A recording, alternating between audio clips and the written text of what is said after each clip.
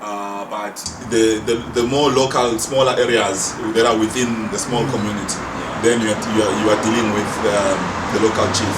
But if you want to have a game farm or a game reserve or things like that, then you must go to the headquarters. Yeah. So do you think in terms of requirements, because I think one thing I saw in my research is even with Imakai, there's different land. There's farmland, some of it's game reserves, some of them are former sugarcane plantations. Do you think whether you're going to go to the trust or the chief, that price aside, there might be different set of requirements in terms of obviously how much the trust or the chief might value the land, just high level? Yeah, certainly. Like I'm saying, with the local chiefs, I almost said smaller chiefs. You worded it correctly, the local chief. He really is a Pirates fan.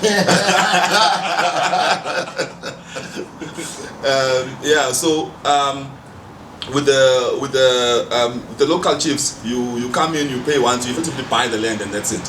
With Ngonyama, you don't buy the land, you lease. Yeah. So straight off, that means it's a different arrangement. 9 years as well, or? I have no idea what the length of the leases look like, but I mean, there's people that have been occupying those lands before I was born. When you hear your grandfather telling you, hey, so and so used to work in that farm, wada. So it's been long-term leases, quite long-term, especially with it's the game reserves, it's the farms, especially those ones are quite long-term. Mines not so much, because I mean, the whatever mineral you're mining eventually finishes. Yeah. So tell me, so the one that you actually buy outright, does it come with title deed? You don't document for ownership, because I'm trying to tie it to, if you're using it for business, or even if it's still a house, you might want to build. I don't know if you are able to involve financial institutions once you've sort of bought it. That's how much. I'm just wondering from a title deed perspective, because once you involve banks and collateral, then those documents that to be required, and I just wonder if there's a way that they deal with it. So when you buy land from the chief, you get the technical term for it is called a permission to occupy. So that is basically a letter from the chief or a document that says you've bought this land for X amount, the size, and so on. And it's irrevocable, one would assume. I don't think it's entirely irrevocable. Well, it's irrevocable for the time that you occupy the land, for as long as you occupy it. But what the only loophole is, once it starts to lay unoccupied, the king can sell it again. Yeah. So once it becomes unused for how many ever years, if you're not utilizing it, then someone else can come and ask for it from the chief, and the chief can give it away.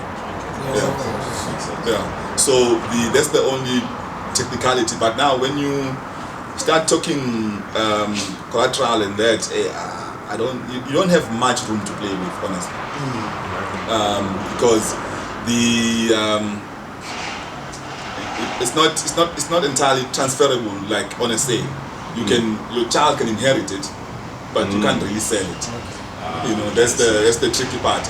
Unless you buy, you occupy, and even if you do sell, you go back to the other formula I was talking about, saying it's either you go to the chief or you buy from someone whose family was occupying land before. So it becomes something like that. But banks don't entertain really that. The only bank I know that entertains that chat is Italy. Yes. Italy Bank. Yeah. The famous Italy. Yeah. So Italy is the one bank that entertains rural land or traditional land with permission to occupy and possibly getting finance out of them. I mean, the requirements are still strict. You still need your usual, proof of, viability of the concept, trading history, and what financials, all of those things. But they are the only bank, as far as I know. Well, besides the other one was DBS. he's got jail.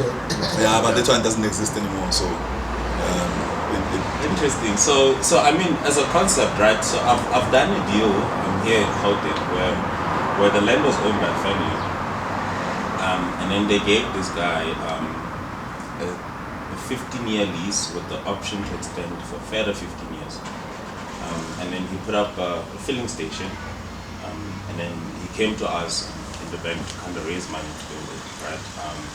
And then the lease is long enough, 15 years. Typically, a business loan would take 10 years to repay. So, from a finance perspective, we looked at it and we're like, look, it actually makes sense. He's got 15 years uninterrupted. Obviously, legal team vets the lease to see if there's any loopholes. But once everything is ticked, we did the deal. We don't have title deed because it belongs to the family, but we could actually bond the lease. So we could actually register the lease in deeds office, similarly to registering a marriage contract, etc. So which I found quite interesting to be like, okay, technically you can actually bond the lease, and I think maybe some of the large corporations at Ngonyama Trust, that's how they would sort of operate, agreeing whatever the terms are, because some of those they are large corporations and that makes sense. But I'm just wondering, maybe there might be a loophole, not a loophole, but an opportunity rather, at individual level to consider that option where people can actually bond it. Even though you have right of use, but you could bond, you could find a way to say, let's make this a lease of some sort and put a time to it, and then the bank could actually try and match that time, which kind of made sense, you know what I mean? At the end of that deal, what's going to happen is, so he'll have 30 years into that property, he'll be making money off, the filling station, fuel sold, etc. And then after the 30 years, the property is going to belong to the landowners, or the contract could say demolition, because he's kind of paying a lease on a monthly basis as well. So it's quite interesting that you could actually structure things around this ownership without actually owning a title deed. And it sounds like there's an opportunity here. It's just that we need to figure out if Itala and those people can figure out how to actually accommodate it. But it's quite interesting to know that we can actually find things. Yeah, I think the main challenge is obviously standard bank arrangement, like you were saying, if you don't have title to the property, to get finance, which I'm assuming in a lot of these situations that people are starting up, whatever they're going to be, farming, mining, you will need some form of financing. But if that asset is not collateral, then the conversations need to happen in terms of, if not loopholes, over and above land bank, government, where and who can step in to bridge some of those gaps. Because even if it's small time like horticulture, it's quite capital intensive. So I think what you probably find now is people might be allocated land and whatever plans, viable or not, if there's no financing, I'm sure maybe in your experience you probably found that the trust, people are given land, but after a while the ventures don't last long because access to finance. I read a report, it's something we saw firsthand in Zim with the redistribution of land. It was almost the same thing. A1 farms that you don't get title to it. It was custodianship with the chief of the government, but a bank was set up, and agri-bank, same kind of challenge, similar to land bank, where a lot of the hiccups and challenges were just around financing. Where your Barclays Bank, Standard Chartered, the private banks, they will take their standard approach in terms of financing.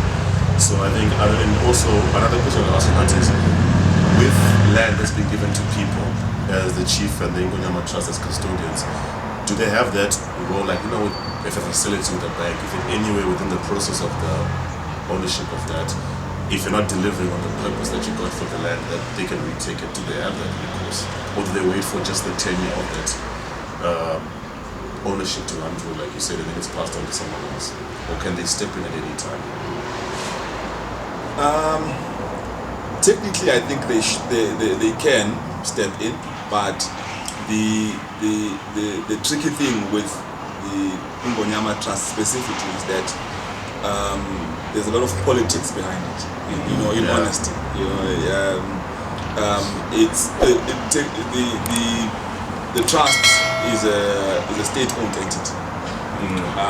If it's running a state-owned entity, as much as the king has influence on who sits on the board of trustees, but so do politicians. Yeah. So the minute Politicians from KZN or just National. national? I think it's both, because the budget